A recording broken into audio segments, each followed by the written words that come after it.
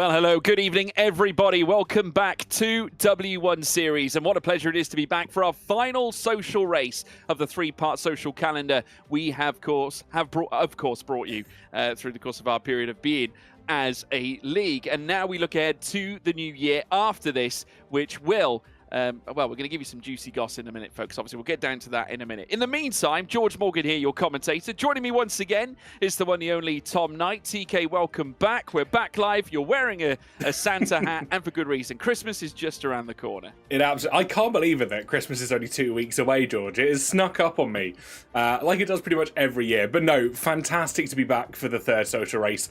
But also, I think it gives this anticipation for what is to come in January. Yeah, no, there's plenty to look forward to, obviously, and you'll be very soon unwrapping the calendar that we are going to announce, by the way, on this show, folks, ahead of our New Year's festivities. It's going to be great. Why not cap off 2026 in grand style? In fact, let's show you guys exactly what we do have in store. So here we go. Calendar time, folks.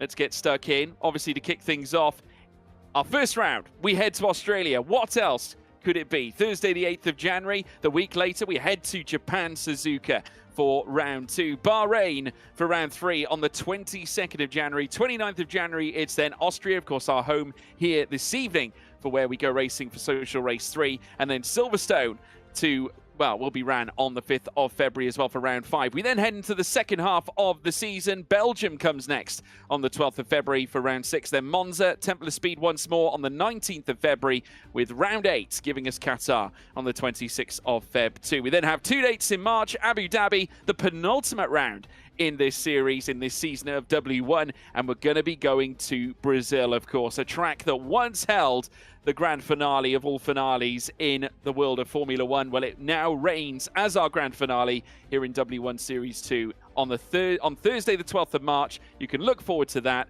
It's a spicy calendar, TK. It absolutely is. And worth mentioning as well that was voted entirely by the drivers and the sign-ups that wanted to come take part in the series. So it's not just myself and you and the staff that have gone, oh, this is the calendar, these are the good tracks. This was a democratic process. Every driver had their say, and those were the top 10 choices that came through. Better for the drivers, better for the racing. And that's exactly what we're hoping to achieve here this time.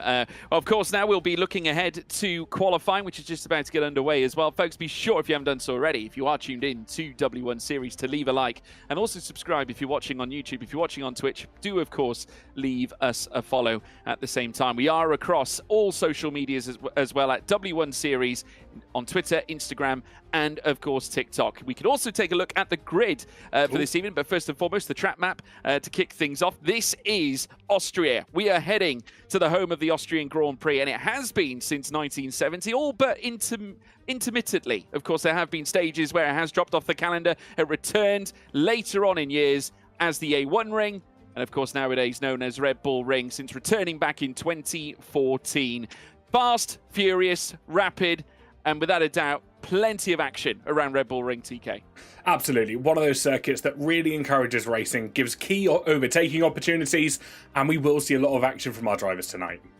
We certainly will, and we can take a look at the grid for this evening too. Alpine line up with the debuting Melissa Muller. She lines up alongside fellow debutant Willow Keeble. And Aston Martin, only one driver for this one. Sarah Von Peterson steps up for her debut. And then Melanie Jander at Ferrari as well. 8th place back at Silverstone. She also achieved 11th place at Monza. Also, she lines up alongside Italian Carlotta Marchi, who finished 14th back at Monza herself. Haas lining up with Doriana Svatnova, and Catherine Thielking returns as well after coming 5th in Monza. Could be a dark horse in this particular round too. Lee Woodward in at McLaren, one of her favourite teams, has been supporting Lando all the way since he won the world title not too long ago. Second fastest at Silverstone as well. Bear that in mind, and finished 4th at Silverstone and Monza as a collective just outside of the podium places. She lines up alongside Farah Zorgui, who finished 2nd fastest in qualifying on debut at Monza. Amy Hoxer, of course, many of you will know her as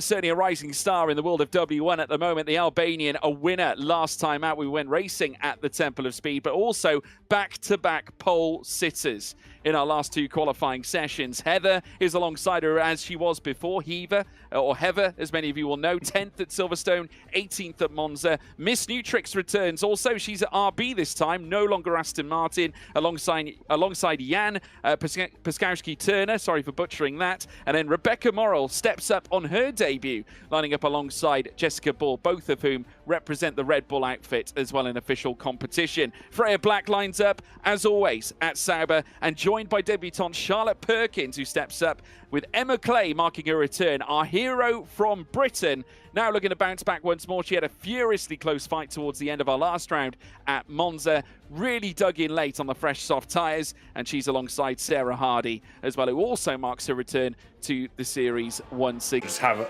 a moment here when qualifying gets itself underway. Jess Ball, the fastest lap so far. Melanie Jander, second with a 1:08.337. Perkins as well in third for the Kick Sauber team. As we start to ramp up our qualifying, George, what are who's your money on, shall we say, for provisional pole position here? Well, I think there's a couple of, names we can particularly look at. I do apologise, my Discord just restarted for some weird reason, but never mind.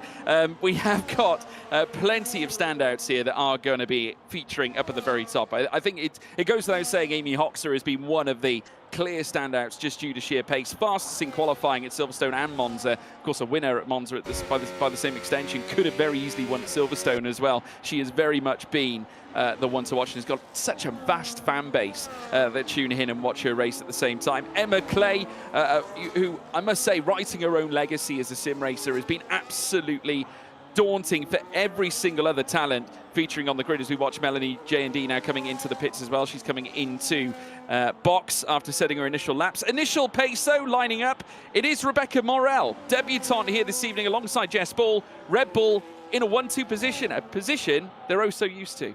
Certainly are, both in real life and in esports as well. A driver combination that should spell an absolute perfect race weekend so far, but it is only early stages. We've still got over 13 minutes left on that timekeeper's clock, and obviously lots of opportunities for other drivers to come and get involved. I'm watching with Jen Kwiatkowski, I'm going to butcher that name, my apologies, as they come around the final corner, just invalidated their run, but prepping and going again here, George. Yeah, prepping to go again now, coming through turn 1 right now. And of course, we do see Willow Keeble making her way down through towards turn 4 at the same time at Slosh Gold, and embracing the Alpine for the first time in her debut start in this series. 12 minutes and 51 on the clock, still plenty of time. Remember, we run short qualifying here at W1, not the full qualifying system, which makes things arguably more exciting for our drivers, because they have got to literally throw everything in at the very last minute in order to unleash a flying lap. And Willow Keeble now looking to unleash her presence and power here upon the rest of the W1 series grid. And she now flies downhill through towards the final corner and now up towards the line to register her first lap of the session, and it's enough for second fastest, now splitting the 2 Red Bulls, and between them now stands just over 7.5 to 0.8 of a second. I must admit, that time set by the Red Bull that still stands atop, a 1:03.989, an absolutely stellar lap from themselves, and I think it would take a lot to try and beat that here this evening. Yeah, no, I think so. But one thing we can say for some of these drivers, we haven't seen them all racing.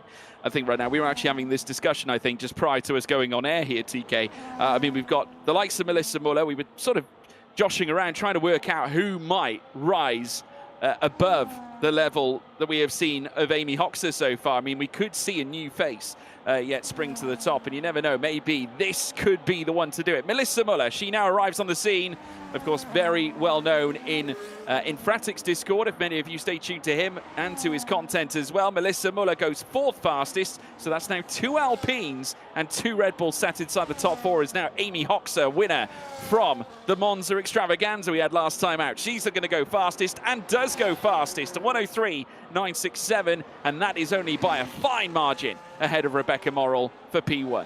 Absolutely stunning lap. Purple in the second sector by a considerable margin, about 7/700ths of a second between Amy Hoxer and Speed Queen at the moment. So lots of time still on the table, but there is opportunities in the first and third, I think, for drivers to start to make that time up, push the competition as far as they possibly can, because it is incredible how fast some of these laps are going. Emma Clay now purple in the second sector as well for Williams. Yep, she is purple and looking really strong too. This is our winner from Silverstone, our very first ever race as a league. W1 was lit up with the scenes of Emma Clay winning at Silverstone. She goes third fastest. She was once again fast back at Monza. And really, if there was another lap, TK, could have been the threat at the home of the Italian Grand Prix. Absolutely right. It was that chase down right at the end of the race that we saw. It was a thrilling battle that was going on, both in terms of tyre strategies, but also the mental game that was going on, as well as whether they'd be able to make that move. Unfortunately, couldn't quite at the final time of asking, but I think from a viewer's perspective, but also from both you and me in the commentary box, it was a fantastic watch. Yeah, no, it was absolutely fantastic to observe, and obviously she did extremely well, Emma Clay, to bring herself back. We now witness Lee Woodward, who now enters into the McLaren, looking to chase an improvement as well at the same time, albeit the first time that she will look to enlist on to the table. Of course, not just Lee Woodward at the moment without a lap against her name. Also Freya Black down inside the bottom two. Also at the moment it is Skye Ripper in the Aston Martin, that being Sarah von Peterson, who also debuts here this evening, a 1:12.2. Obviously we could yet see more of a proper time listed later on. Obviously just the track ramping up, getting a little bit hotter out there. Do expect track generation to become a feature here at Austria as we make our way into the final moments, though we now see Lee Woodward pop into the top 10. P7 just behind Charlotte Perkins, who also makes her debut here today as well. And not a bad start for new Charlotte Perkins. Not at all. To get themselves 6th place so far, and obviously lots of opportunity still as the session goes on. I think they're going to be confident going into not only the latter stages of qualifying, there's still pretty much half the session still to go with, just under 9 minutes remaining, but also as we head into that race, it's a completely different scenario. They've got to try and battle that mental aptitude, and I think getting a good qualifying result will always help that help that fight later on. Yeah, no, it does help. Obviously, it gives you that burst of confidence I think every driver needs, especially when you're working in the realms of sim racing. But, I mean, just look at the times. They are coming in a lot tighter than what they perhaps were before, as now Rebecca Morel now begins to warm up those tyres. We've got 8 minutes and 23 or so left. Plenty of batteries you can see on the right-hand side of your screen as well. So the next lap, I'd imagine, will be that next flying lap that we will expect to see from Rebecca Morel, who's going to look to try and close that gap and maybe add some deficit between herself and Amy Hoxer in a bid to take P1 away.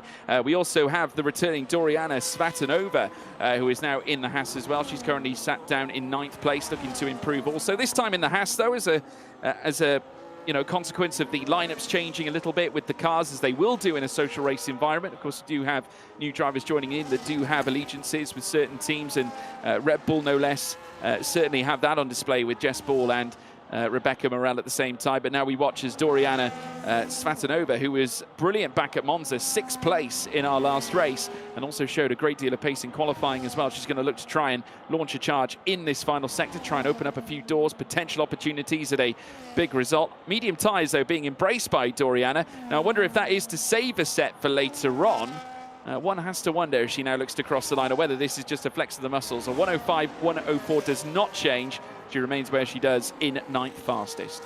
Yeah, the original running was on a set of the full soft tyre. They've gone out for 2 laps on the medium so far. So I wonder if this is a bit of race preparation we're seeing from Doriana, just making sure they're all prepared, as they completely underestimate how slow the V car was going into that uphill section at turn 3, and just getting it all sorts of wrong, destroying one of the brake marker boards. But they keep going. They haven't taken anybody out, and I've seen, more experienced sim racers and in a lot worse of a disaster there.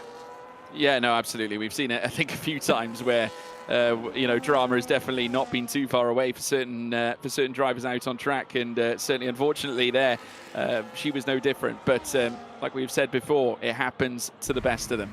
But we're back racing anyway, and it looks like also at the same time, Sarah von Peterson has discovered the grass as well. So is now waiting for the track to clear just so she can rejoin. So that is very obviously good driving IQ, just to allow the drivers to go on through and not to cause any carnage, especially on, in a qualifying scenario, TK, where there is so much reliance on getting that good lap in, and the last thing you want is to be disturbed by another driver. Absolutely. And again, it's that patience, that little bit of, let's just take a step back, watch what's going on around us, and then we can make that move. Albeit you're coming off from the grass, you're coming off from the runoff zones, but a bit of patience really helps in these situations where you don't want to distract, even to the degree of being a visual distraction for some of the cars running in front of you, as Perkins goes fastest.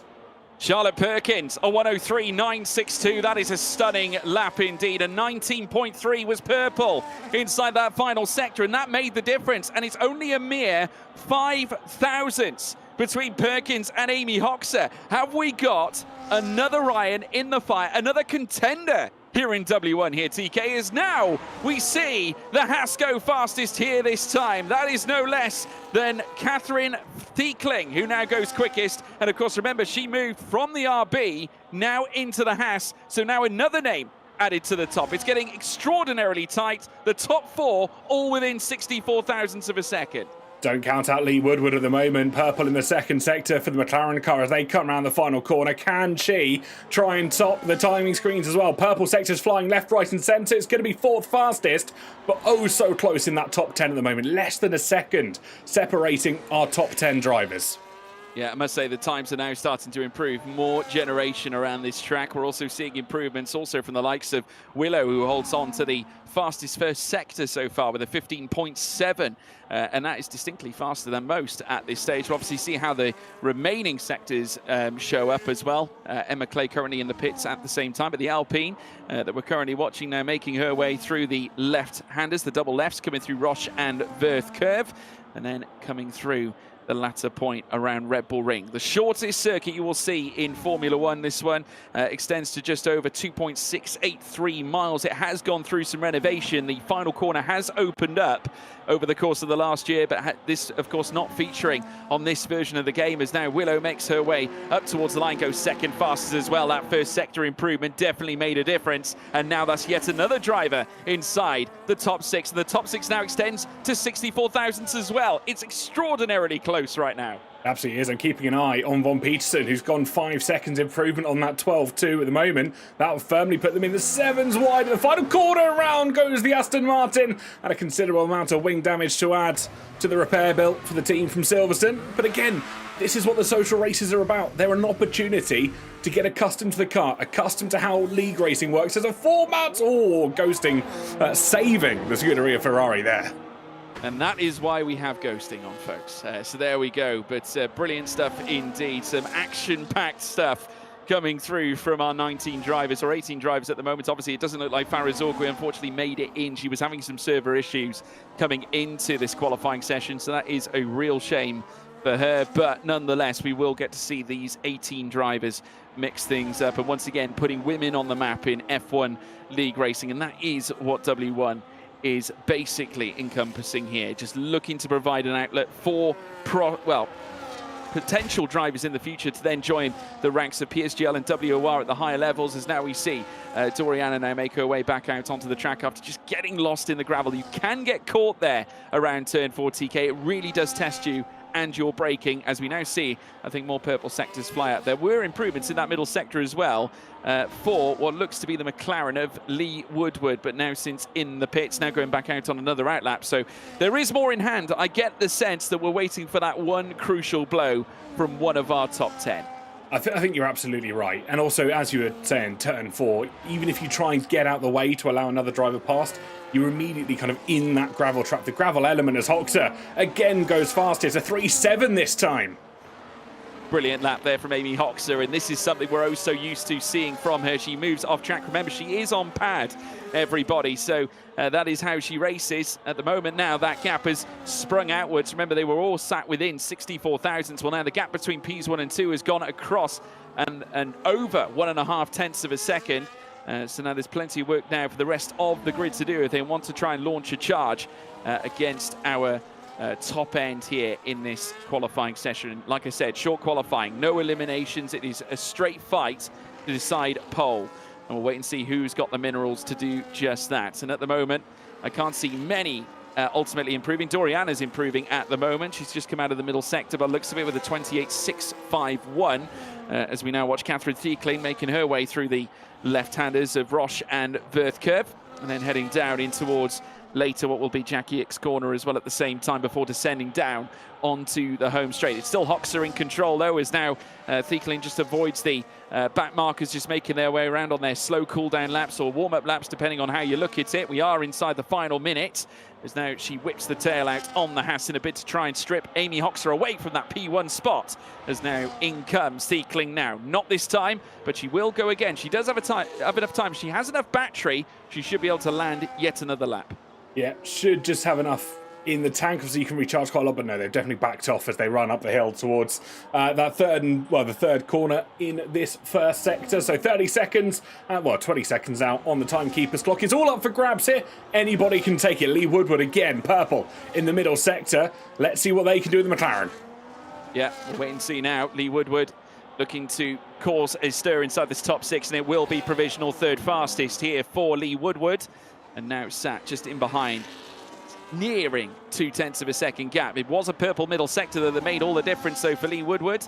Now sits behind Catherine Thiekling as it stands. Doriana Svatnova will not improve inside the top 10. It will be next Miss Nutrix, who now enters the RB here this time after being in the Aston Martin last week. She improves to 11th fastest, jumping Doriana Svatnova. Jess Ball, who was of course fighting up at the sharp end, back at Silverstone, looking to improve out of the bottom end of the top 10, looking to jump up higher. She can't. She remains where she is. Charlotte Perkins, in what has been a really illustrious beginning, her first qualifying session. 6th fastest is not bad for her, but enter now Melissa Muller, looking to also enter her name into the highest of folds as well. She can't improve from 10th fastest either, so all that's left is Catherine Thiekling and Lee Woodward. Have they got any improvements inbound? Not from Catherine Thiekling. She will not improve as she comes into the pits. But last but not least, Lee Woodward looking to launch a charge against the others. She comes in as well. It's Amy Hoxer, once again fastest, 3 in a row in 3 qualifying sessions,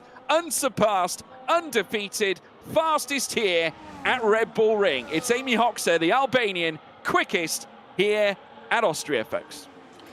Absolutely fantastic stuff from Amy Hoxer. 3 for 3, and surely going into the season come January, that's got to give you a lot of confidence. It's got to give you a great deal of confidence, no question. I think she has definitely been the star of the show. Here in this case, it has been an unbelievable performance on part of Amy Hoxer. It's, again, I said it before, it's something we're becoming oh so used to at this stage in life in W1. Amy Hoxer, the Albanian, a 103.759, and that is enough to go fastest here in qualifying. What a tremendous job on part of herself. And at the end of play, she will be singing. Her voice will be heard loud and clear with that 103.759, announcing her arrival onto pole position for a 3rd consecutive appearance. We next have Catherine Thiekling in 2nd place, a grand performance on her part ahead of Lee Woodward. And then we have Rebecca Morel in her first start as well. Another debutant, Willow, performing to a great level as well. Willow Keeble, 5th fastest ahead of Charlotte Perkins. Great start for her. Emma Clay, Freya Black, Jessica Ball, Melissa Muller, Miss Nutrix, Dory. And then we have Cutie Bunny, that's Sarah Hardy, Charlie, Melanie Heaver, as well as Jen Pekowski-Turner as well at the same time. But what a way to kick things off. A marvellous qualifying session. Amy Hoxer cannot be stopped, and that's fastest for 3 consecutive occasions here in W1. Yeah, and of course, 2 of those tracks definitely will be, well, I think all 3 of those tracks will be on the main season calendar when we get to it in January. So surely you've got to, well, if you're one of the other 19 drivers on the grid, you're going to have to look at that and go, right, qualifying has got to be a focus of mine now. I've got to try and figure out that 1-lap pace to try and get some advantage heading into the race.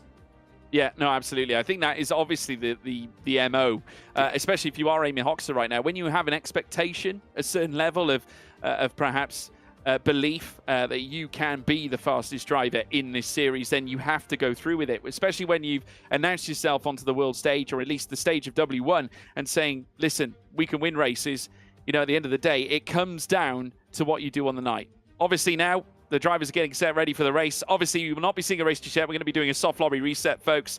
So we're just going through the motions right now. But I would tell you at this point that Amy Hoxer is definitely the driver to beat here at this stage. But I want to say, welcome to the new blood. Rebecca Morel, fantastic appearance. Catherine Thiekling, what an improvement from recent outings as well. And at the same time, credit to Willow Keeble. Melissa Muller giving a good account of herself as well. And we were quizzing it, actually. Charlotte Perkins arriving on the scene, and she was fastest for a brief moment in that qualifying session too, TK. She was, and I think it's something that you and I were discussing before the show started, is where our predictions were going to go in this sort of instance, because there were a lot of unknowns heading into this round and this weekend. So I'm glad to see everyone's improved. Perkins, as you said, was fastest for a little bit of time, but also I think they shocked themselves, so they got into the 103s there. I'm just looking at the drivers' chat that they have amongst themselves. It is fantastic. It's them all just hyping each other up. They were shocked that 6 of them got into the 103s here this afternoon, and it is fantastic to see that level of competition. And it was 64 thousandths for a time as well for the top 6. I mean, that is just dream stuff, really. I mean, that is the pure essence of competition, TK. It absolutely is, and that is what you want to see week in, week out, where the times are oh so close. We have these millimetric gaps between drivers that it is so impossible to separate, and that, you know, we have these situations where we go to individual circuits, and yes, one driver may be quicker, but then we head to something completely different the next week, and they're not on the top anymore. No, absolutely right. And of course, we want to say a big thank you as well at the same time to our proud partners, Sim Racing Centre, as well, who have brought us to this point as well at the same time. Their contributions, of course, supporting our drivers as we make our way into our very first season of W1. And in the meantime, we can actually take a little look at the proposed calendar. Of course, if you've just joined us as well, we can just quickly show you exactly what we have planned for the new year. This is the Season 1 calendar. The brand new W1 series will be live from Thursday, the 8th of January for our Australian race. That's round 1. Japan comes next on the 15th of January. Then the 22nd of January is Bahrain. 29th of January, we head to Austria, the home of our race this evening. And then we head to Silverstone for the 5th of February. That's round 5. We move into the second half of the calendar as well. Thursday, the 12th of February, Belgium. We go to the home of the Belgian Grand Prix, and then it's Monza on the 19th of February, Qatar on the 26th of February, then Abu Dhabi on the 5th of March, Brazil on the 12th of March, and that will round off our 10-round calendar that we will be bringing you from the 8th of January onwards, with a bid to finish middle of March. It's going to be fantastic. I'm sure many of you will be curious as to who is going to rise to the top. Judging from what we've seen in the social races, it is going to be Amy Hoxer, but it's about doing it over a long season period, TK. It's all fair to do it now, but when it counts, when you're looking for those points, that's what makes the difference. Exactly that. You've got to consider the mentality shift where you go from these are some fun races to go racing with friends and understand the dynamic of how, you know, a 50% race works, to that mentality that so many drivers, I think, struggle with, that I've got to turn up, I've got to perform, I need to get these points, and you've got to overcome that mental hurdle that is essentially you're pushing yourself too far because you're trying to score these points. Yeah, no, absolutely right. And at the same time, folks, we can remind you as to what the lineup looks like this evening as well. If you've just joined us and you haven't been here for qualifying, here's how the lineups look. Of course, in Alpine, it's Melissa Muller lining up alongside Willow Keeble. That's a debutante car, really. We've got 2 drivers that have not appeared in W1 before. They're here tonight competing in our final social race. Sarah Von Peterson lines up at Aston Martin as well. Also a fellow debutante, Melanie Jander and Carlotta Marchi line up together as they did back at Monza. They are back together as well here at Austria. Doriana Svatnova, who was in the McLaren last time out, she's in the Haas this time alongside Catherine Thielking, who also joins the Haas team for this round. Lee Woodward steps into the McLaren, lining up alongside Faraz Orgui, who is not, I don't believe she's going to be competing tonight because she wasn't able to join the lobby earlier on. We do, of course, have our returning Amy Hoxer, who is, of course, now a 3-time pole sitter here in W1 after taking pole here at Austria this time, lining up alongside Heather, as well as many of you will know, content creator on Twitch. Miss Nutrick steps into the RB alongside Jen Paskowski-Turner, and then we have Rebecca Morel also debuting here this evening alongside Jessica Ball. Freya Black lines up alongside also debuting Charlotte Perkins, who put in a grand display in her first qualifying session here tonight as well, with Emma Clay lining up alongside Sarah Hardy in the Williams. And of course, remember, we are proud to be partnered by Sim Racing Centre here at W1 as well. So a good grid to kick us off. 18 cars, of course. Looking ahead, it was going to be 19. Obviously, unfortunately for Faraz Orgui, she wasn't able to get into the session. Typical stuff that we do get from time to time. But this does mean we've got quite an intense race now that we're going to be building up to now, TK. The question is, can Amy Hoxer get off the line quickly? Because what tends to happen, and what I've noticed, is that the starts tend to be a problem for Hoxer. She may not get the jump, much like others do on the wheels, but she does have the ability to close back up over the course of the race. I think for Hoxer, it's that double-edged sword where, yes, she is incredibly quick, and to give her a due, she is one of the quickest drivers on the grid at the moment. But being on control of the extra, I don't know, the extra weight that comes with it, so to speak, the extra tyre wear, the struggles getting off the line, I think is what can actually really hold her back. So, as you said, the launch will be critical. Managing her tyre wear will be even more critical, because Austria, you can quite easily do a one-stop here today. But if you have to make that extra stop, it can sometimes throw a spanner in the works. It definitely can that. Obviously, we did witness, like I said, Hoxer go fastest on that occasion, but we say race pace, quali pace, two total different things. Really impressed with Catherine Thielking as of late as well, TK. Obviously, 5th back at Monza last time out. She starts on the front row ahead of our race coming up now tonight. Big question is, can she make the big moves from second place on the grid? It's always going to be tough going through towards turn 1, because obviously the pole sitter is always going to have that idyllic inside line moving up through the first corner and then heading up the hill. I think if you have the opportunity to get alongside in towards the first corner, you actually almost shift that balance of perspectives, because you can run it around the outside. You force pole sitter to have to take a really narrow corner into the right-hand side. So it could be to her favour. If she starts really well compared to the pad player of Amy Hoxer, that's where she'll have that dream start that she'll be wanting. Yeah, and obviously you've got to be wary of the cars sat behind as well. Red Bull have been strong. McLaren are looking good as well. Lee Woodward is obviously extremely quick.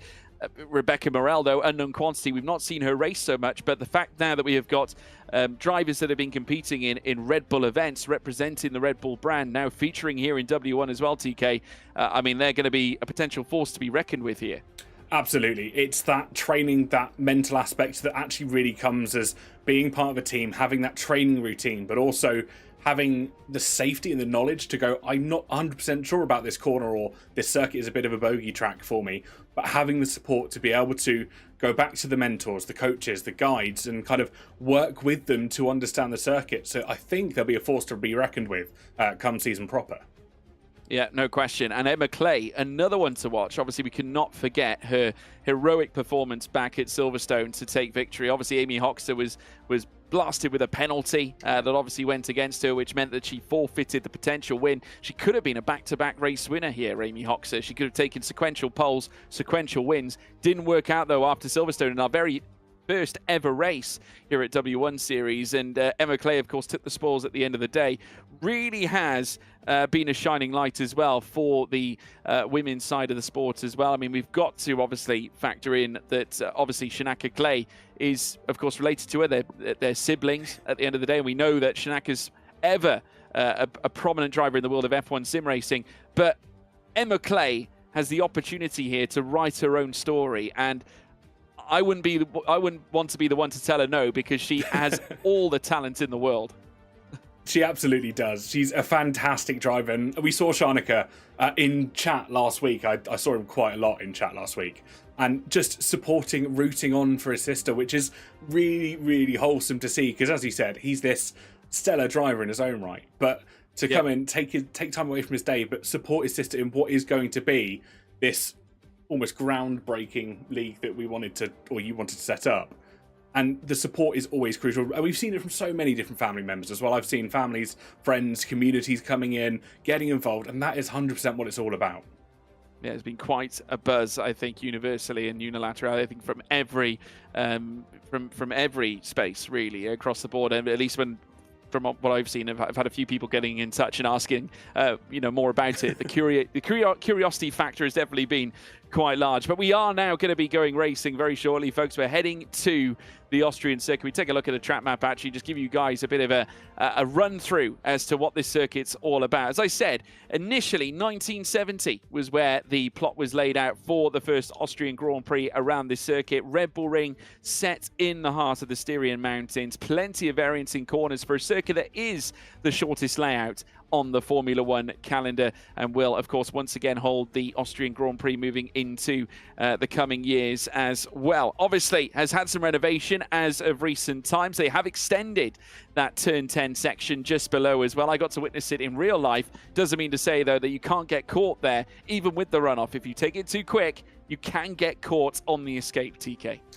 Absolutely. It's one of those corners that you have to get right. You're throwing that car in at several hundred miles an hour and kind of hoping and praying that it responds to you. Yeah, absolutely right. Well, folks, now as we await the drivers to get set, obviously the formation lap now in full swing, and we'll very shortly be set for racing again. Amy Hoxer, as you can see, at the top of the tree, and for good reason. Yet another blistering pole display from the Albanian sensation. Fastest in qualifying at Silverstone and Monza. She can add Red Bull Ring now to that list, and a winner at Monza last time out at the same time, going from lights to flag. She would love to do the same here as well. You could argue a point that perhaps this track suits her down to the ground, but also there's others that are featuring improvements from the likes of Catherine Thielking, who arrives in after coming 5th last time out at Monza as well. Can she jump inside the podium places and achieve her first podium in W1, albeit in a social race environment? Lee Woodward's going to be there as well, fighting, but watch out for the likes of Rebecca Morel. This is her first start, as well as Willow Keeble's first start, and Charlotte Perkins. They all formed that 64 thousandths collective that was sat so tightly to our provisional pole sitter at the time. Just goes to show the pace is very much even. It absolutely is, and will be so interesting to see what happens when we get into race pace, when we get into this racing mentality. 36 laps of the same corners over and over again. You are going to have to be millimetrically perfect. Yeah, you certainly will. You need to ensure that you are prepared for every corner. This is where a driver's preparation is really sharply looked at. Charlotte Perkins now making her way around the final corner now to get set onto the grid. A little spin from Amy Hoxer as well at the same time. A little bit of showboating, why not? Love to see it. Obviously, it's a good job we have ghosting on as well at the same time. So just showing us exactly what her pad can do. So the reminder, your commentators, George Morgan here, Tom Knight joining me as well as we get set, ready to race here at Red Bull Ring. Amy Hoxer lines up on the front row of the grid alongside Catherine Thielking, who'll be looking to take the jump in towards turn 1 before they then ascend higher through towards the hill climb of turn 3. Green flag now being waved by the marshals, and now the lights all glow red. All 5 lights are now lit.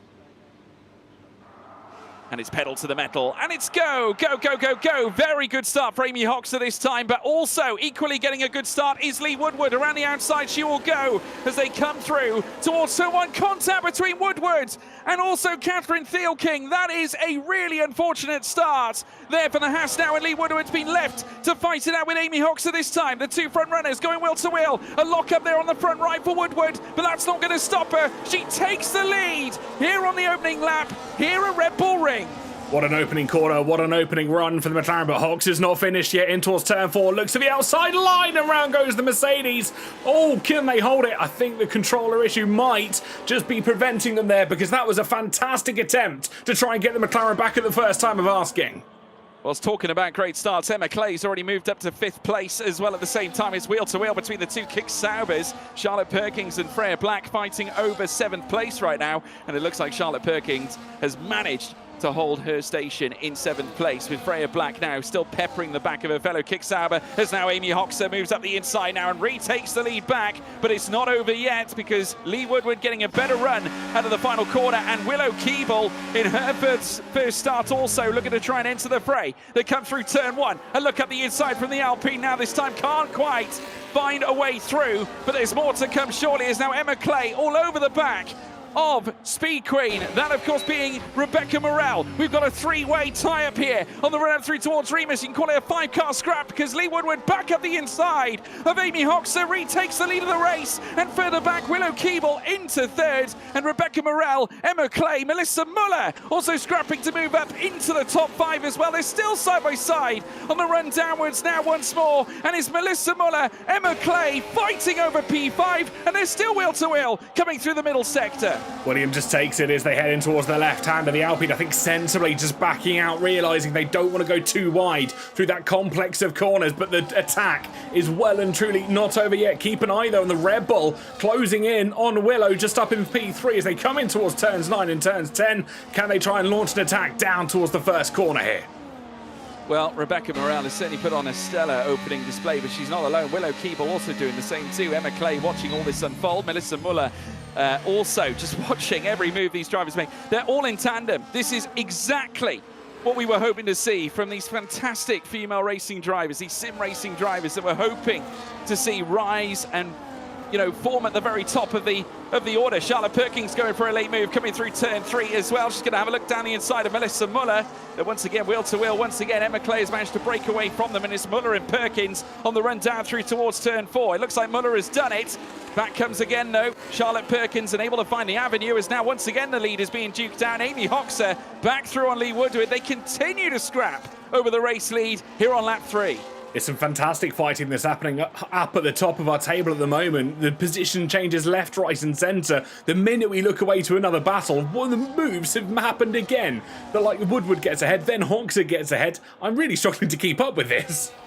It is hard to keep up with. I must say the drivers are putting on a clinic, and it's a pleasure to watch. Hard tyres being utilised by Amy Hoxer so far. It looks like Freya Black's had a problem. She's off, and therefore dropping down into 12th place as well, forfeiting numerous positions. Miss Nutrix in the midst of a scrap as well with Sarah Von Peterson. That is a battle over the top 10, or at least the entry to the top 10 placings, as we ride on board now with Miss Nutrix, as she now looks to fly up the hill now and chasing down at the same time by extension Jessica Ball. Willow Keeble moving into second, could take the lead as well. Where on earth has she come from? Willow Keeble was wheel to wheel with Lee Woodward for a brief moment, went late again on the brakes, coming up through towards turn 3 and is going to try and take down Amy Hoxer. She has the nose of the Alpine in front, and I think the whole car has made it as well. It's Willow Keeble to the lead of the race, and Melissa Muller has pounced on Emma Clay, who loses out to Charlotte Perkins. Clay had a bit of a spin, managed to recover the car well though, but the Williams was certainly at a 90-degree angle to the racetrack for half a second or so, but Clay's done well to recover it, getting the car pointed in the correct direction. But as you said, Willow Keeble out of absolutely nowhere up into the lead of the race here, George. Yeah, absolutely remarkable. Great stuff here from Willow Keeble, really giving us a clinic. Amy Hoxer down in second now. Must be wondering what had hit her. She literally cruised up through towards turn 3, masterclassed her way forward. Emma Clay has come into the pits. I'm wondering whether she's sustained perhaps some damage or whether this is a tactical decision that she is making. And there we can see now Emma Clay coming into the pits as we speak. The medium tyre is currently being embraced by the Williams driver. And yes, indeed, that is going to be a front wing change from Emma Clay, so she will rejoin, and that's going to put her on the back foot. But with the hard tyres, you never know. Obviously, we witnessed safety cars last time out as Doriana Svatnova now comes toe-to-toe here with Sarah Von Peterson. Looks like Svatnova's managed to make her way through as Amy Hoxer once again jumps on Keeble to retake that race lead again. Absolutely fantastic. The Mercedes and the Alpine both battling out. Of course, both will be powered by the same engine provider this time next year when the 26 regulations start to come into full flow. Freya Black's got the better of Miss Nutrix as they head through that double left-hander so he comes to the Sauber, just trying to put pressure already on Doriana up in P8, and does so as the house car goes wide into the gravel, manages to get the car recovered, but very, very good driving from Freya to avoid that. Yeah, she did a brilliant job to masterclass her way around that. Once again, they're fighting over the podium places further up. Lee Woodward now moving up into second, smooth as you like, on the run up through towards Nicky Lauda curve. We do have Sarah Von Peterson pouncing on Doriana Svatnova as well. Looks like Sarah Hardy's also coming into the mix as now Jen, what looks to be Jen Pachowski-Turner, receiving a 3-second time penalty for multiple warnings. She's not alone. Doriana Svatnova also receiving one. Let's have a look at the start again. And it simply was it was a reasonable start for Amy Hoxer, but I would say the best start came from Lee Woodward, TK. Absolutely stellar start from Woodward there, but unfortunately just having that little bit of contact with Catherine knocking her down the order, and you can see still 28 seconds off the back of the pack. Joined closely by her teammate though, after Doriana's headed into the pits herself, but it knocks the confidence almost certainly. Yeah, no doubt. Amy Hoxer still leads this race, but the gaps are still fairly minute. Only 4 tenths now between Hoxer and Sharkstorm, with Willow Keeble currently sat down in third as well as things stand. Then further back, 3.5 tenths back, is Rebecca Morel, who has not left this fight. 4 different constructors line up inside the top 4 placings. Morel on the tail of Keeble at this stage, as now Muller comes into the pits. Jess Ball will now take on P6 as a consequence. Freya Black also moving up, so does Miss Nutrix, as we now join Willow Keeble now as they take the run uphill. Now, will Amy Hoxer come under pressure again? Because back comes Lee Woodward, who does go late on the brakes coming up through turn 3 and sends the car at the inside and getting caught napping. And but once again, Willow Keeble, exactly almost in the same manner we saw it before, has now taken the lead of the race here on lap 7 as Emma Clay sets the fastest lap. Back through comes Woodward, TK. They're trying, she's trying indeed, couldn't quite get the car in the correct position. They got the car slowed down, that's one thing. They couldn't quite get the car turned in, and the Red Bull doing well to defend, but look how much time they've lost to Willow just ahead. Nearly 7 tenths of a second, and all that time could add up as they head through this tricky second and third sector, where the DRS will reactivate at the end of turn 10. Well, these are our 2 debutantes that have come in now and now sit at the head of the table. It is Willow Keeble and Rebecca Morel, who currently sits at the top of the tree as they now charge down through towards turn 1 again. And now Lee Woodward down in 3rd, Amy Hoxer in 4th as well. And then there's a 2.7 second gap to Charlotte Perkins, who also put in a grand qualifying display, was up there fighting with the bunch too, but could yet come back. We have had a few changes though, movements onto hard compound of tyres from Emma Clay, who, like I said before, did set the fastest lap of the race. Melanie Jander also moving on to medium. Well, she's currently on the medium tyres, 6 lap all mediums as things stand. As now contact happens elsewhere, and Amy Hoxer coming toe-to-toe with Lee Woodward once more. And we've got a battle for the lead once more as now Rebecca Morel looks up the inside trying to defend against Willow Keeble. Amy Hoxer looking to throw her name into the ring for this too, as they go wheel to wheel once more, and nose to tail this time because Hoxer has poached second away from Keeble. They certainly have, running through the third and final sector into it now. 4.5 tenths separate the Red Bull and the Mercedes as they make their way through to the final corner. It's going to be a close battle, and it reminds me somewhat of 2021. Red Bull versus Mercedes. Alpine kind of throwing the nose in there for the occasion, of McLaren starting to come good again. Now, all we're missing is perhaps a Williams just getting it wrong, I think, in the final sector, I think, in order to see some familiar chaos like that. We do have a pit stop from Charlotte Perkins, who now arrives into the pits. There will be a tyre change here as well. Now, I can't imagine this is a damage issue. I think this is probably a strategical choice here from Charlotte Perkins. No, it's not. It is wing damage. So she did suffer, I think, some severe contact that has led. And they're double stacking at Kick Sauber as well. And that's only going to cause Freya Black to lose time during this pit stop, TK.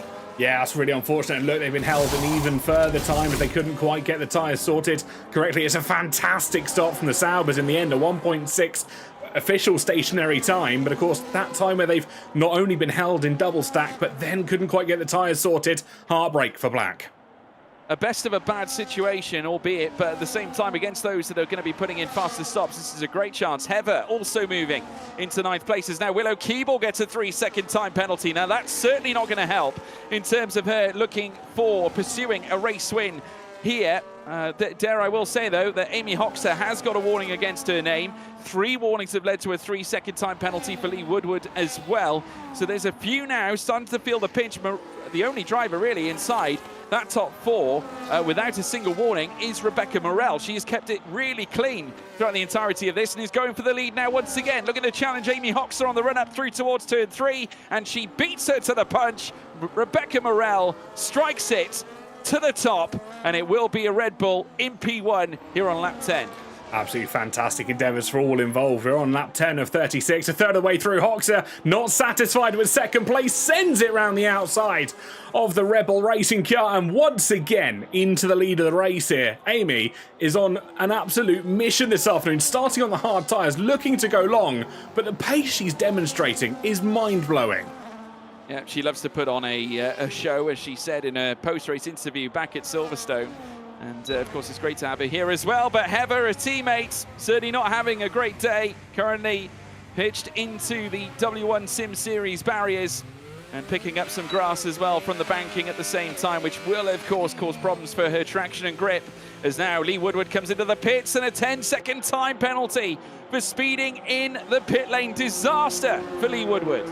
Yeah, really unfortunate. I think they were potentially banking on a safety car there. They saw the yellow flag fly, and it's tradition, it's the expectation that if one comes, the other normally does, especially in F1 League racing, and I just couldn't get the car slowed down. It's a tricky pit entry to get right at the best of times, especially under competitive circumstances. Melissa Muller, though, goes fastest of any driver, but she sets a 107 on the harder compounder tyre. Yeah, brilliant lap there from Melissa.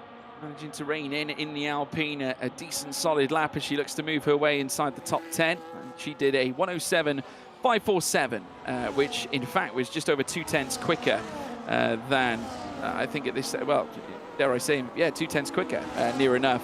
Higher than Emma Clay's last or best lap. So a decent one laid down by Melissa Muller in the Alpine, as now Charlotte Perkins looks to close on her right now as they come out of turn 4 and then through towards Roche and Verth Curve. Into the pits though comes Rebecca Morel for her first stop.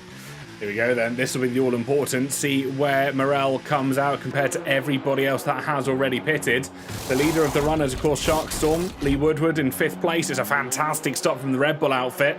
As they peel out the pit lane in towards turn 1, you can see the McLaren just coming down the start-finish straight now. I think they'll beat them into the first corner, and they might not have the heat of the tyres, but it'll be close. It'll be very close.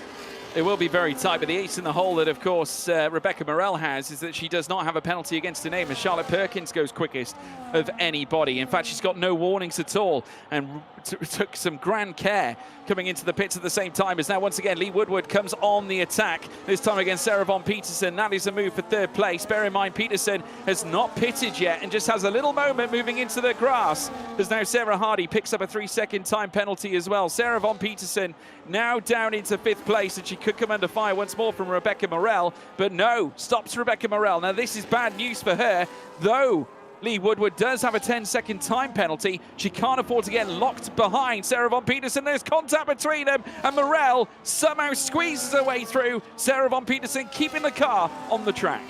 Very good driving to keep the car pointing in the correct direction. Quite easy just to let the rear end step out there, especially with a little bit of contact. The moment the car, well, the rear end steps out, I think you and I both know that if that rear end goes, there is sometimes no saving it, but very good driving from the Aston Martin pilot to keep the car pointed in the correct direction. No question of that. Willow Keeble now putting together the fastest lap of the race, 1.4 away from Lee Woodward as it stands, so time to be gained. Rebecca Morel will also be considering the same thing too. Her last lap, incidentally, was of course a 1:25.739, but bear in mind she was in the thick of the battle that she was undergoing with Sarah von Petersen to try and get past. Emma Clay has also managed to dodge and weave her way through as well, so she's up into P6. Charlotte Perkins looking to do the same. And now that means that Perkins is now up into 7th place, with Melissa Muller also going to close down as well. Sarah von Petersen, though, going a little bit too deep. Contact made, and through will go Melissa Muller, who needed no invitation to get that move done. So that's 2 places gained for Muller, with Perkins in 8th. And we got a virtual safety car, TK. We certainly do indeed. I'm trying to figure out who that is. It looks like one of the Ferraris is stationary. Is that going to be Melanie? Yes, stuck at the final corner. Not quite sure what's gone on for herself, but gets the car rolling once again. I wonder if they've had a bit of a spin at the final quarter. That would be my assumption here. That is potentially the case. We mentioned how difficult that final corner can be, and you know, the potential for oversteer is one thing, but also if you do take it too quick, those curbs are very unforgiving. You just see now with the loss of that front right end plate, and you can just see from your visuals on the right hand side, folks, the damage very much visible on the right hand side of that Ferrari. So therefore that's going to mean that Melanie's going to have to come in and get that changed if she's going to want to become a threat to the rest of the grid inside this 18 car classification that we do have here. Doriana Svanova also moving through past Sarah von Petersen. Miss Nutrix has done the same as well. As now Doriana looks to charge uphill through towards turn 3. In behind, she's being closed up upon by the Dutch sensation Miss Nutrix, who does of course stream on Twitch at the same time, looking to obtain a points finish. Of course, bear in mind no points on the table here for social races, but it's what it represents that's important. Absolutely right, and I'm just keeping an eye on the Williams Cutie Bunny there on the beautiful Golf livery that they are running and giving away, I believe, for free at the moment on F125. VSC's out, and the Williams immediately... no words. I think the Haas Bonnie hopped. That is exceptional. I don't think I've ever seen a line quite taken like that, but Sarah Hardy very nearly finding it as we now watch as Catherine Thiel-King, who's had a very, very busy race, just makes her way around the circuit now, 2.7, 2.8 clear of Sarah Hardy. We now rejoin the action up at the front, and it is Lee Woodward in control. And now we have already seen Amy Hoxer make her pit stop. She's now on fresh mediums. She's going to have more grip than anybody, but in comes Willow Keeble up the inside now to take the lead away from Lee Woodward, and Amy Hoxer, by the same extension, moves into second as they come out of turn 3. Hoxer now on the attack as they head down through towards Slosh Gold at turn 4. Keeble goes defensive. Here comes Hoxer as we now ride on board. Looks to go long. She's done this before already. Can she do it again? The Alpine and Mercedes go side by side as they now look to go through Rochenwerth curve. Great move from Amy Hoxer, who jumps in, batters down Willow Keeble, and retakes the lead of the race on fresh medium tyres. Absolutely stunning. She tried to do that on used hard slightly earlier in the race, couldn't come to fruition, but this time around the medium tyres paying dividends for the Mercedes driver as she makes the move with ease. 8.5 tenths already cleared on that Alpine. Whatever Amy's driving, I'm not sure it's a Formula 1 car, more like a rocket ship here at the moment. Yeah, and a little helping hand given here with the fact that obviously there's penalties going the way of Lee Woodward at the same time. 6 seconds of mass aside from the speeding in the pit lane that we saw earlier on, which would of course make it 16 seconds, as you can see on the right hand side as well by extension. So it's really been a punishing day at the office for Lee Woodward. Willow Keeble down in second as well. She's also sustained 3 seconds of time penalties, but looking to try and at least stay within touching distance of Amy Hoxer. But it's been a masterclass of a strategy here so far by the Mercedes, who now sits on top. But the question is, can she get those medium tyres to the end? I get the sense there's got to be a 2-stop in this, TK. Yeah, that'd be my assumption. 36 laps, 18 laps is kind of the halfway mark of the race. She's only done 14 laps on a set of the first hard compound tyre, so there's no way we're going to see those mediums take 22 laps until the end. Almost certainly going to be a 2-stop here for the Mercedes. Yeah, I mean, this is a very key stint as well. She's literally got to put her foot down here. This is all about building that gap ahead of that final stop. The building blocks of preparation need to be laid down now, but the problem that she might have is that eventually those mediums will hit a point in time where they are no more effective than the hards. If anything, the hards become more effective as we make our way through the race, because we know they are a great race tyre.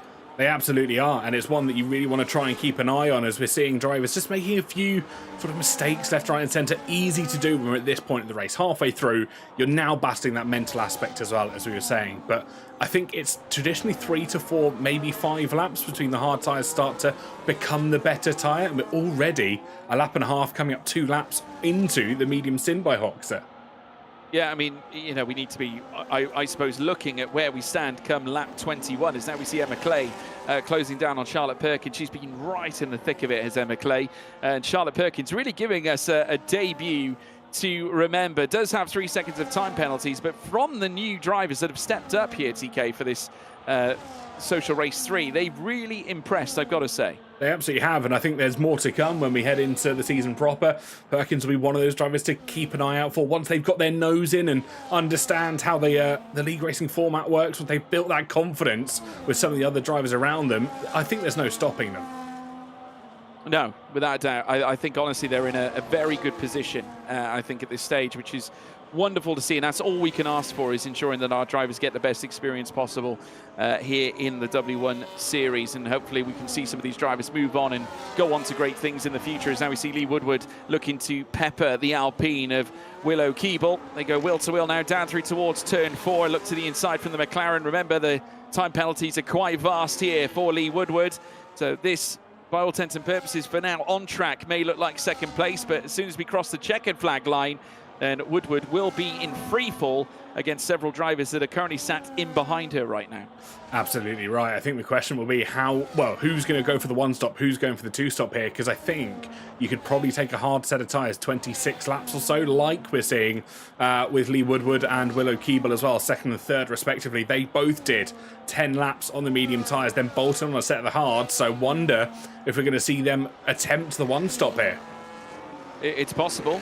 We'll wait and see. I think that's the only way. Really, that's what you have to do against Amy Hoxer's strategy. Do you not? I mean, At the end of the day, perhaps, if you're on that hard tyre, they are durable. They do have, the ability, if you manage them right, to go long. Is it the case that perhaps you try and counteract Hoxer's strategy by trying to go long on the strat and hope that, perhaps next stop isn't so good? I think you're absolutely right, and it's something that we saw in both the pre-season race 1 and 2, where that double stop strategy that was almost mandated because of how Amy drives on controller, the extra wear she's putting through the tyres, can be sort of balanced out by running the one stop, going longer, because you don't have to push as hard. You can be easy on your tyres in the stints. You know you're not chasing anyone apart from everyone else around you.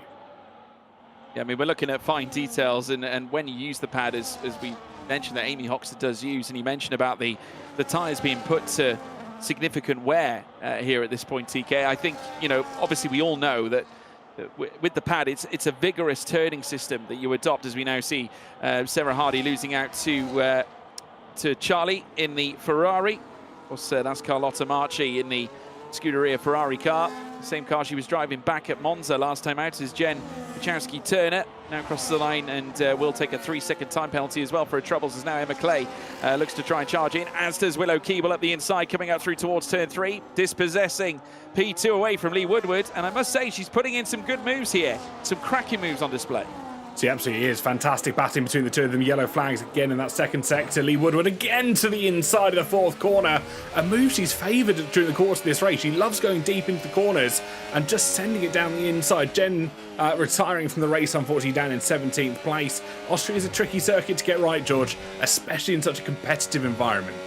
Yeah, I mean, the runoffs, obviously, there isn't much of it. Plenty of gravel, though, and I think, unfortunately, for a couple of our drivers, they have been caught napping with some of it. We have lost Melanie Janda. We have lost Jen Pachowski-Turner as well at the same time, so a Ferrari and an RB gone. That's two Italian constructors we have witnessed depart, one from Maranello, one from Faenza, as we now ride on board here with Willow Keeble on the run up through towards turn 1 at Nikki Lauda curve. We now take a look at the telemetry data on the Halo.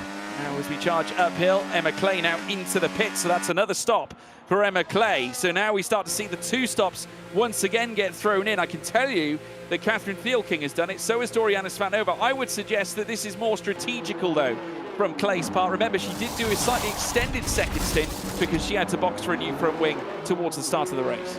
Yeah, I think you're absolutely right. It's did 4 laps on mediums and then done 16 laps on the set of the hard tyres. Can see these tyres out to pretty much an identical stint to the first set of hard tyres. So this is almost certainly going to be the way the strategy plays out for Clay this afternoon. Yeah, no doubt. And still joined at the hip with Charlotte Perkins, who's also changed her tyres as well. But the grand advantage that Emma Clay has is that she does not have a penalty against her name, though she does have to get past the house of Catherine Thielking to be in with a chance of closing up to the back of Perkins here. As they now charge down through towards turn 4 again. Here comes Perkins on Sarah von Petersen. Sarah von Petersen, though, committing to that turn 4 exit and just running it slightly wide. There was a little bit of rubbing there between the two of them, and Perkins has managed to find her way through. Here comes Emma Clay as well by extension, looking for a move into P10. She gets it. Inside the top 10 goes Clay, and she's going to look to chase down Sarah von Petersen for a chance at battling against Perkins once more. Absolutely, the battle's still up at the lead of the race. Once again to the inside, holding is Woodward, but Willow Keeble certainly not out of this battle as of yet. I think they have admitted to the fact that they've let Hoxter go, but this is actually pulling in the likes of Rebecca Morel down in 4th place. You can see the Rebels starting to try and get involved. The Alpine to the inside. They've moved favoured typically by the McLaren last time around, but the Alpine playing them in their own game here. Yeah, brilliant stuff here between the two of them. Willow Keeble, just a slight touch, and now the switchback here for Lee Woodward as she looks to try and find the answer coming through Roche Curve. Can't quite do it, coming through the Verth Curve section now, and then down through towards Jackie X. It will be Willow Keeble who holds on to second, but the run might favour once again Lee Woodward, who has a look to the inside, down through to the fast right-hander. Still, though, Red Bull Mobile Curve to come, but Willow Keeble able to hold on as Freya Black now picks up a 3-second time penalty for her troubles. Now, the question is, as we move on to lap 23, how are Amy Hoxter's medium tyres here, TK? That's going to be the question that I think everybody is asking, and how long are they going to be able to take this stint? Most have taken them anywhere between 8 to 11 laps, and we're right on that border for the Mercedes cars. We watch the McLaren of Woodward again chasing down Willow in towards turn 3 to the inside. Late on the brakes again goes Woodward, a favoured move, pulled off to perfection there. Yeah, cracking stuff there from Lee Woodward, but Willow Keeble's not done. And just look at this, Rebecca Morel coming into this, and she's not running a single assist here on the F1 game. As now we see side by side, Willow Keeble down the inside, manages to get the move done. as we can now see from Rebecca Morell's standpoint as to how this battle for P2 is unfolding. Lee Woodward contact once more and gets sent out wide coming through. And I would dare say that that was slightly on the McLaren a little bit more than the Alpine on that occasion, because really, I think at that point, Keeble had nowhere to go. Just slightly aggressive on the McLaren side as now we look and see them head down through towards Jackie Ick's corner. It is still Willow Keeble, now 3 seconds back, and Sharkstorm, Lee Woodward having to come into the pits. Is there damage on that McLaren? Let's have a look and see what the pit stop says. McLaren running out at the last time of asking. I can't see a front wing going on. No, it is just going to be tyres, but also serving that 10-second penalty. That's going to be vital. Stop-go penalty, of course, being served by Lee Woodward after speeding in the pit lane earlier on. Doesn't want to get handed the 10 seconds come the end of the race. Would much rather serve as much as she can in the pits, and therefore put in a mighty final stint. We've got approximately 12 laps or so to go as now Rebecca Morell looks to charge down on Willow Keeble. Jess Ball now 10.8 seconds behind her teammate right now. Charlotte Perkins ahead of Emma Clay. Clay has managed to move her way into 6th place off the back of Lee Woodward's pit stop. So that's really helped her out. But just look at this from Rebecca Morell, all over the rear of Willow Keeble. And the Red Bull has now finally managed to make her way through. Tried to, well, it's actually ghosted her way through. And we got a safety car. Safety car here on lap 24, and goodness me, that could be pivotal. Has Amy Hoxer made her way around yet? No, she can pit now, TK. She can. Perfect timing from Mercedes. Dives into the pits as to be expected. Melissa Muller was the driver in the Alpine that causing that safety car. I heard a car hit the barrier. I couldn't figure out where they were. And then obviously that safety car came out and the retirement was announced on our screens, but perfect timing for our race leader. Yeah. Surely everyone comes in now. They've got to. They've got to. I mean, this quintessentially will be the last pit stop we will see, you'd imagine, in this race. Amy Hoxer will go out once again, I'd imagine, back on a set of medium tyres for the 2nd time in this Austrian race. And equally, Rebecca Morell, who also does not have a single penalty. But get this, TK, the top 2, despite not having a penalty against their name, they both have 2 warnings against their name. One misstep from Hoxer or Morell, and it could all be over. It certainly could do. This is going to be a thrilling final 10 laps or so once we get going. Once Bert Meilander makes his way back in towards the pits, but it will be Amy Hoxer that leads from Speed Queen. And of course, the battle, I think, will be very tense. They're both on the same set of tyres this time around. They are going to be separated by millimetres. Well, just want to point out as well, like I said before, Rebecca Morell not having any assists on at this point. Definitely showing what a class act she truly is. Remember, racing under the Red Bull banner and putting on a magnificent display. And I must say, Red Bull looking really strong with Jess Ball currently sat in 5th at the same time, also now on fresh hard tyres and on the back of Charlotte Perkins. But it's not over yet. Bear in mind, Emma Clay can be useful in a safety car scenario as well. She also doesn't have a penalty against her name. In fact, she doesn't even have a warning. Neither does Jessica Ball. You've got 2 drivers there, TK, that could be a threat. And bear in mind, Clay's only got 4 laps on those tyres. They will easily go to the end, and they would have been warmed up by now. They certainly will. And of course, we were talking earlier that the medium tyres have that limited lifespan until the hard tyres become somewhat more effective. So I think in this instance, the hard tyres, the drivers that are running them, the likes of Willow, Perkins, Ball, Clay, Woodward, those top 5 drivers in the top 7, they're going to have an advantage in the latter stages of this 10-lap or so sprint. Obviously, Hoxer and Morell, I think, will get that initial launch, but will be reeled back in if they don't manage to get themselves out of DRS. And bear in mind, if they're going to be squabbling over this P1, that's only going to slow them down again here, TK. So it's not just about necessarily the tyres wearing off, but it's also what Amy Hoxer and Rebecca Morell do. If they continue to fight over this race lead as we get back underway, obviously we're still under a safety car at the moment, but when we do get back underway and they start squabbling, it effectively diminishes the effectiveness of those medium tyres if in actual fact puts even more wear on that compound and makes it even more inviting for those on the hards further back. Absolutely. It's going to be a battle, I think, or a tale of 2 stories, really, in the final few laps of this race. Everything still to play for. Nobody's out of it. That's going to be the absolutely thrilling thing. Even those with penalties, I think, still have a chance, not only at potentially a podium, but scoring a good result here. Yeah, well, the good news, if you are Willow Keeble, you've only got 3 seconds against your name. Charlotte Perkins also only with 3 seconds. Though I will say Willow Keeble is 1 more warning away from getting her second 3-second time penalty, which would put her up to 6 seconds. That's not something she wants, but it can happen around this circuit, Red Bull Ring. The threshold for danger in terms of accruing penalties is, definitely very, very thin. As we watch as Emma Clay descends downhill through the final corner at turn 10, and then up through towards turn 1 once more. Lap 27 to 36. We're inside the final 10 laps of asking, could Emma Clay cause a stir here in the dying moments? Your Victor from back at Silverstone, who put in a mighty last gasp charge back at Monza last time out. Not to mention, she was showing her promise in qualifying once again. Another top 10 secured at the close of quali. I think she would have probably wanted a little bit more out of it, but she was 4th fastest in Silverstone in qualifying to kick things off, which then led to the eventual victory. And then at Monza, she put on, after the safety car came in, those soft compound of tyres that very nearly ushered her towards the very front. Had it been another lap, that race could have finished ultimately very differently. But Amy Hoxer, your leader, bidding to make it 2 wins in her last 2 wins in her last 3 outings as a driver in W1 in the social races. And we're going to get the safety car in this lap, TK. That we absolutely are, and let's keep an eye on the screens and see how it all progresses. I think everybody has got their fighting spirit. Heather picks up a 10-second penalty for ignoring yellow flags. Not entirely sure what's happened there. Maybe a bit of a squabble slightly further back, because I think you can see just the car, slowing everyone down. I think they've just got caught up in the safety car antics. F125 has a bit of a fun time with laps cars, doesn't it? It certainly does. Amy Hoxer, as you can see on your picture, your race leader here at Red Bull Ring, and bidding to once again become a victor once more, as we've already said, but it's going to be made much more difficult with the presence of Rebecca Morel.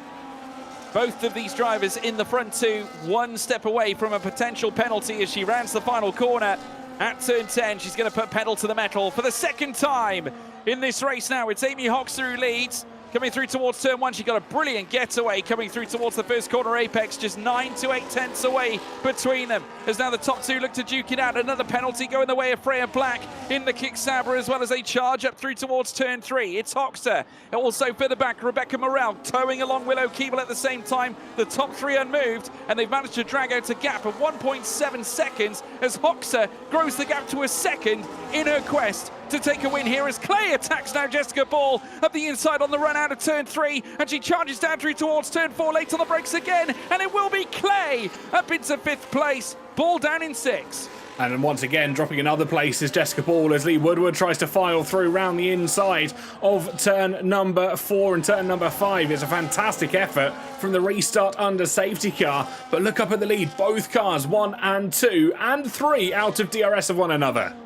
Yeah, they are, which makes obviously Amy Hoxer's job that much easier. She knew that I think at this point that Rebecca Morel would be the threat, and Morel has actually managed to jump back to within a 2nd, and that could be oh so vital, because how much battery has Hoxer used? I can see the rear light flashing on the Mercedes. She now utilises that battery once more, but she can't break the tow, and the DRS is now in favour of the Red Bull.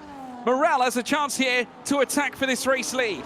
Both of them on very equal battery loads, though. That's going to be the question. It will all come down to what setup are you running and how much increased straight line speed are you going to get from that DRS being open. The Red Bull starting to pounce now on the run down towards turn number 4. They're practically gearbox to nose now as they run into the 2nd sector. Yeah, now coming in towards Rauschenberg curve, you just see they're slightly defensive-minded from Amy Hoxer. It's Mercedes versus Red Bull once again. Could you believe it? Can you imagine it? This, of course, being the home, basically, of the Red Bull team, owned by Dietrich Mateschitz, as now we see them now go side by side. In comes now Rebecca Morel, having a look to the inside, covered off now from Hoxer. She thought against it. Rebecca Morel, smart move. She'll try again perhaps down the home straight, or maybe leave it on the run out of turn 1. We'll wait and see. DRS now being utilised. Hoxer drifts over to the inside, looking to defend the initial phase of that long straight as they now come through towards turn 1. Back on the throttle again. Just look at how little curb was used by Speed Queen, despite utilising some of it on that left-hand tyre. She now opens up the throttle, full application there of the power in that Red Bull car, and to the inside Morel goes, challenging Hoxha for the race lead. Can she snatch it? Yes, she can, and Willow Keeble is going to come in and look to take it away too. She comes down. Can she move into second? Can she move into first? Keeble brakes early, tries to avoid the back of the Red Bull, but a late break and a lock-up sees Hoxha move back into the race lead. Absolutely stunning move there from the Mercedes. Thought she was down and out. She was down in third place. Mistake combined with an early break by the Alpine. Guaranteed going back into the lead. She set that up from meters back and the switchback to perfection. Well managed by all drivers concerned, just trying to ensure that they get around cleanly. Remember though, Willow Keeble does have a penalty. Make that 2 penalties against her name now. 6 seconds adopted. Here comes now Rebecca Morel once more. DRS open down through towards turn 1. She'll have the advantage, albeit for now. But remember now that DRS will be lent across to the Albanian Amy Hoxha, who's going to reply straight away as they look to make the charge uphill. Willow Keeble watching it all unfold. We're right on board now with Hoxha as they make their way towards turn 3. Look at Keeble out from the clouds, punches her way into P1 but extends herself far too much, and now will forfeit that P1 to Hoxha again, who with the use of DRS will look to hold on to it. In comes now once more Rebecca Morel. She can't battle back. Hoxha leads once more here on lap 31. Fantastic battling for all involved. Very similar place in the corner as well. They couldn't quite get the better of one another, but you could see how much Hoxha's moving around the track left to right, trying to break any potential chance of a slipstream in the toe, but crucially not making more than one guaranteed move. To the inside goes the Red Bull racing car, catches the Mercedes napping. They're going to go 2-1 in towards turn 9. Surely not, but backs out at the final possible moment. But the Red Bull, I think, certainly has the Mercedes number here this afternoon. I think so. Big chance here for Rebecca Morel in her first start in W1 to take a first win as well. What a start it has been for her. Coming down through towards turn 1, a tap of encouragement in the rear from Willow Keeble. But now the run up towards turn 3 begins again. This time on lap 32 of 36, and Lee Woodward creeping into this as well. As now, with a nose in front, it is going to be Rebecca Morel, or will Amy Hoxha leave it late at the inside? She has the better line, the idyllic line. Does the Mercedes, but contact between the Red Bull and the Mercedes as they make contact again, as we see it from the viewpoint of Willow Keeble. She goes late on the brakes, trying to obtain second. She gets second place, and she might get first. She does. Willow Keeble late on the brakes at turn 4. A double overtake to secure P1 here in the closing stages of lap 32. Still not done yet though. Lots of opportunities for drivers to get themselves back involved. There's so much battling going on between Hoxha and Morel there. Keeble just snuck her way through, said thank you very much, did not need a second invitation on that time, and into the lead they go. 6.5, now 7/10 clear of the drivers behind, because they're continuing to fight here, George.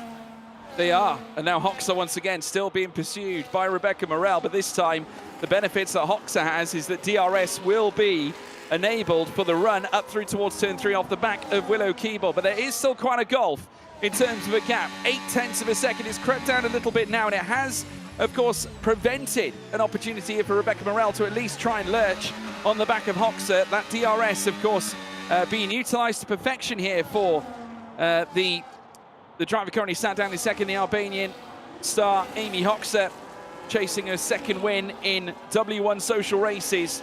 And Rebecca Morel looking to obtain her first in her very first W1 race, albeit a social event. Of course, don't forget, folks, we will be bringing you our very first round of action the second week of January. Be sure to be there. 8th of January to be precise. A 10-race calendar announced here tonight at W1 Series. So do not miss it. We're going to be extending right through towards the middle of March.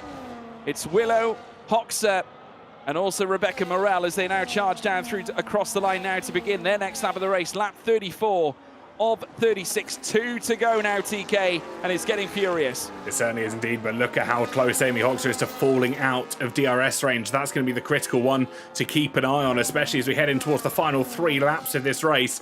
I think if the Mercedes loses DRS, that could be game over, not only for herself, but for Rebecca Morel as well, who'll be trying to chase down, use the Mercedes as a bit of a stalking horse to get themselves past in towards potentially the lead of this race. But the penalty will also play a bit of a double-edged sword. Well, who has managed their tyres the best? That is ultimately the big question. Obviously, I would imagine, really, that Rebecca Morel hasn't really done too much. I would argue that she's likely saved hers a lot better than Amy Hoxer has here at this stage, and that could really prove dividends towards the very end of this race. As you can see, the front end on that Red Bull, 21% wear, and the temperature on the surface not too hot either, TK. The rear is probably more of a concern, but you can expect that from the wheel spin you get from the heavy braking zone. So there's oh no! My goodness! A 3-second time penalty for Rebecca Morel. She spins the car as well through turn 10. That's race win over.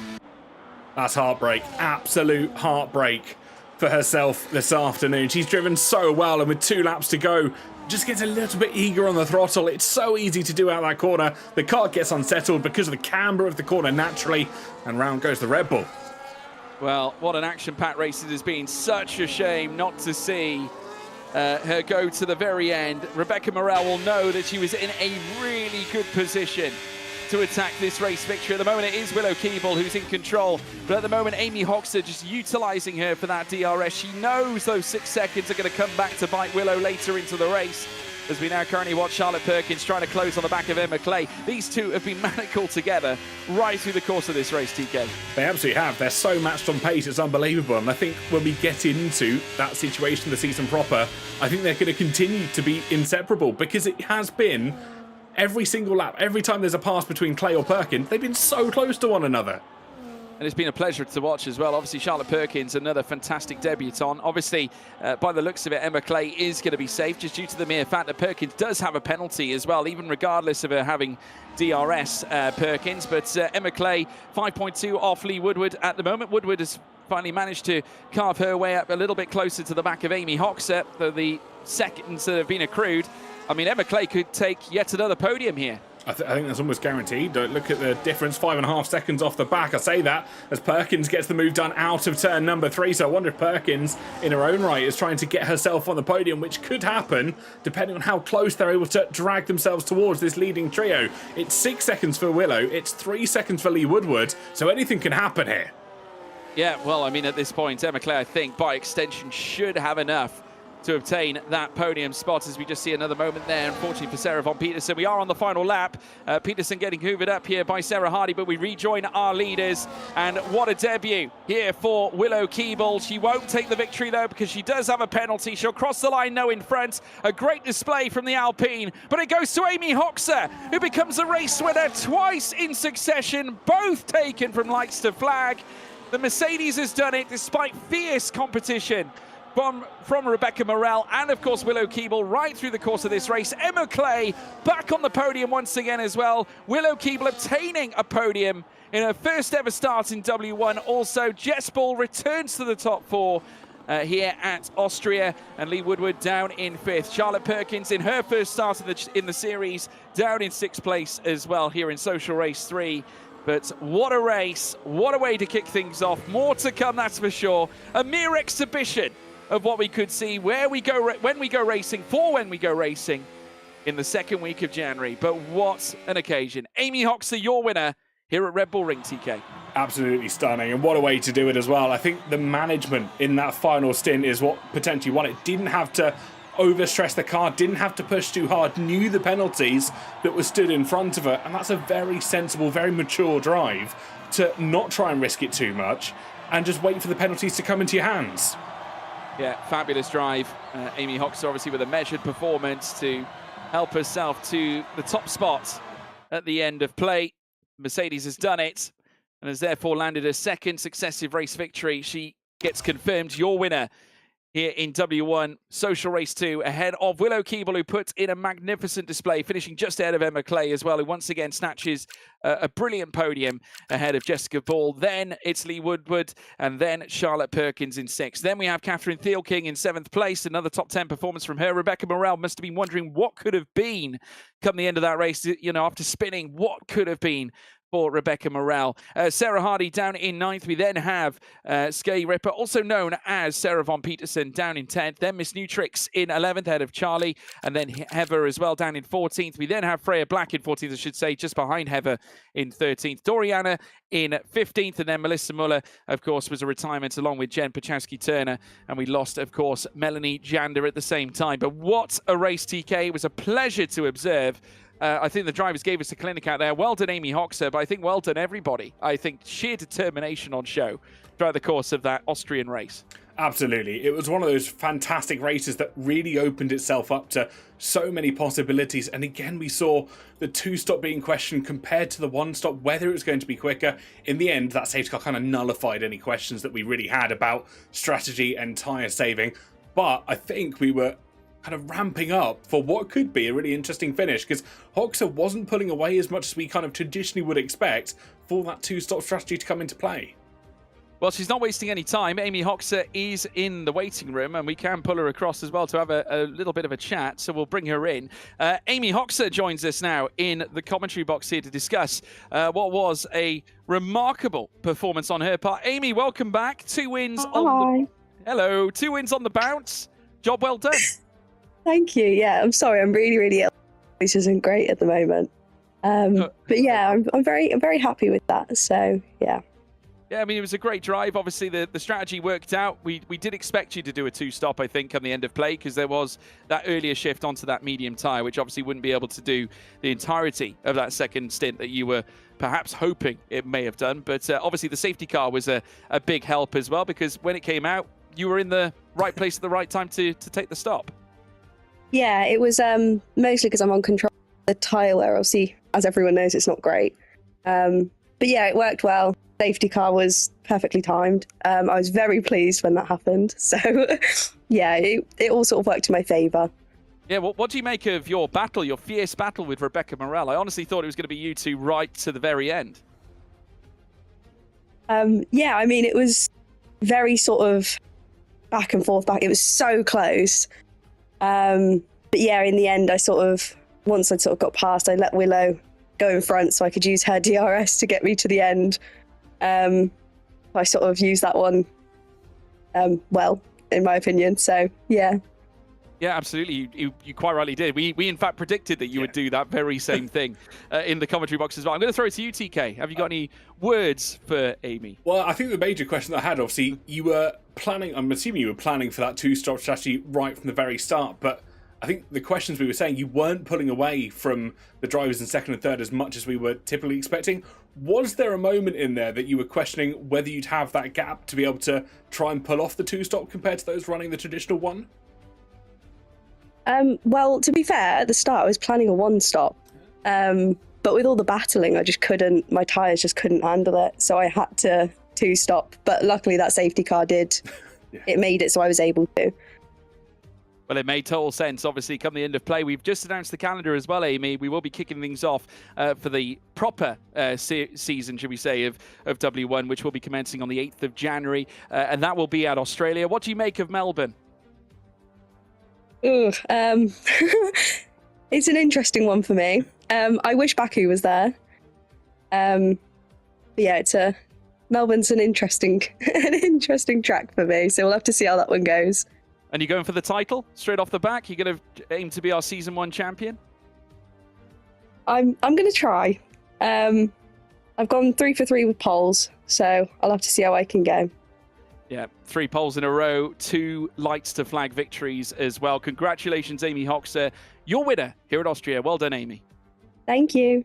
Thank you very much. Amy Hoxer, everybody, of course, joining us for an interview. We're going to bring in Emma Clay next, who, of course, has been a frequent visitor to our little chats inside the commentary box as well. Welcome back, Emma, and what a great job on your part. I think what definitely speaks volumes to me is that you are probably one of the most consistent, and I would say, I think at the same time, you're well measured when it comes to your driving performances, I would say, Emma. And you've got the pace, so you must be delighted with the podium today. Yeah, absolutely. I was not expecting a podium whatsoever. I think on lap 5, I locked up really badly into turn 3 and did a Kimi Antonelli into Rebecca. So, and I broke my wing, so I had to do an early pit stop, which really punished my tyres for the rest of the race. But you know, I was lucky with penalties and everything, so managed to get the podium. But yeah, it was definitely a crazy race. Well, your driving etiquette definitely spoke volumes. 0 warnings, 0 penalties by extension. I mean, that is the difference maker largely in situations like this. And I mean, at the same time, it's garnered you yet another podium as well. The pace was obviously there too. Was it basically qualifying that was the undoing part of it? You know, do you think you would have been ideally a lot closer had qualifying perhaps gone a little bit better? Yeah, absolutely. I mean, I only got 1 clean lap in, and I had a lap that was good enough for P2. A 10th of P1 as well. So qualifying is definitely not my strong suit sometimes when it comes to executing it, but the pace is definitely there. But yeah, track limits is an interesting one around Austria anyway. Yeah, no, it is tricky. I'm going to throw it to TK now. TK, you've got a question? Yeah, well, obviously you mentioned that damage you had slightly earlier on that forced your hand in many aspects to switch onto the strategy. When that safety car came out, was there that feeling of kind of dread going through you because you knew that it kind of played a little bit into everybody else's hands in many aspects, giving them that free stop onto either a fresh set or a new set of mediums as well? Yeah, absolutely. I knew a couple of people went onto the, you know, under the safety car. They had a pit stop, and I was like, oh wow, that's really great. Considering I just pitted maybe a few laps before, so I just had to stay out and just, you know, manage the tyre wear, you know, through. You know, the fast left-handers are definitely punishing through there, but you know, just had to just live with it and see what happened, and luckily a good result.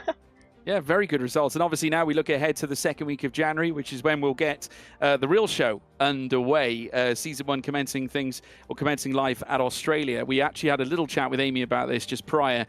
She's not convinced with Australia. Are you convinced by Australia by chance? I haven't driven Australia in a while, not gonna lie. I don't tend to do much race practice around there, but when it comes to these races, you know, I just play the F1 game for fun most of the time and not really for like league racing. So around there, I'm not really sure what my pace is, but I'm sure I can get up to speed pretty fast. Well, we look forward to seeing it. I think it's going to be an immense fight. We witnessed one today. Congratulations, Emma Clay. P3 at the close of Austria. Well done. Cheers, thank you. Well done.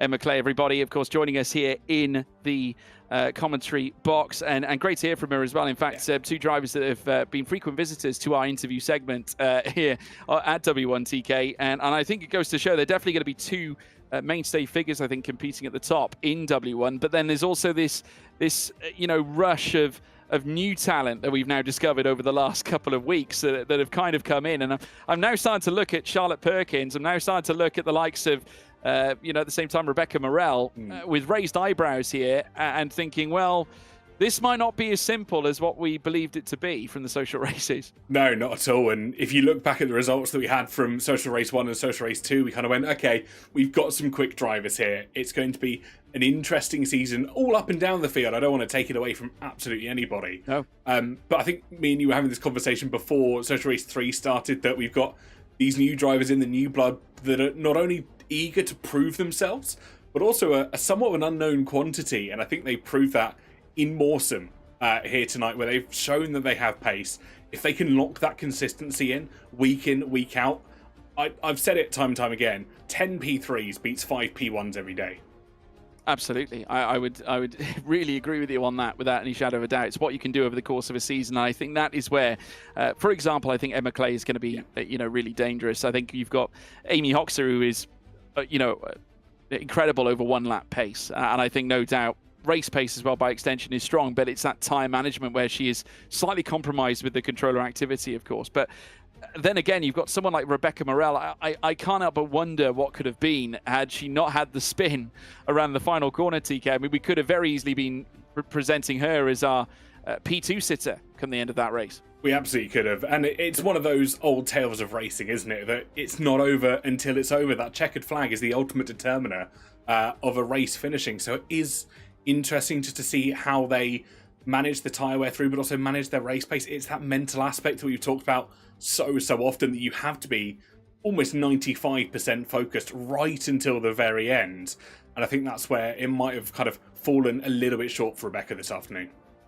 Yeah, no question. Well, I tell you one thing that hasn't fallen short, and that is our Season 1 calendar. We can take a look at that. Let's have a quick look before we end tonight's show. This is your reminder, folks. We will be going racing for our very first season of W1 Series from the 8th of January on Thursday. Thursday is the day. Mark your calendars. Australia, the destination for our very first round before we head to Japan for round 2 on the 15th of January. We then go a week later to Bahrain on the 22nd. Then Austria. We return to Spielberg on the 29th of January. And also, that's 2 days before my birthday. So if you want to send me a gift, feel free. Silverstone, then on the 5th of February as well, marks the halfway point of our calendar, round 5, before we head into the second half of the season on the 12th of February at Belgium. Then the 19th of February is Monza, Qatar on the 26th of Feb, and then we head to Abu Dhabi on the 5th of March as well, with the 12th of March lining up as Brazil, our grand finale, as it should be in many people's eyes. And I think we're going to be giving you guys a real show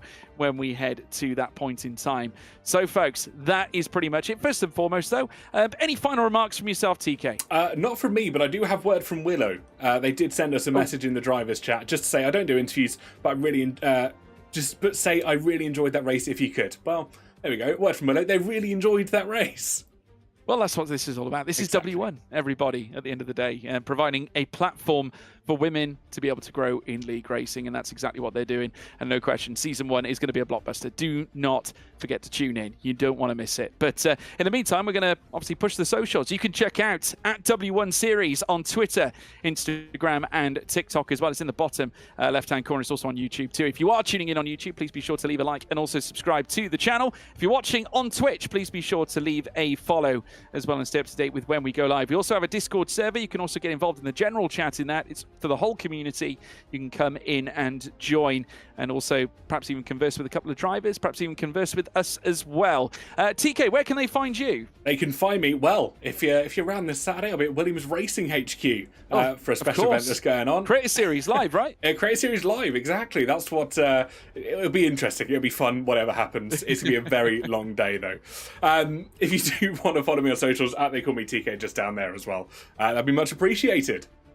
Yeah, be sure to check him out, everybody. I call him TK too often. Yeah, you can also check me out as well at George Morgan TV on Twitter, Instagram, and, of course, TikTok. But in the meantime, folks, it's been an absolute pleasure bringing you our third social race. That is the last of it. You will not be seeing another social race from us. The next time you do see us will be on the 8th of January, and we'll be going racing for the start of Season 1. But in the meantime, have a great Christmas, a grand new year. We'll see you in 2026. Goodbye.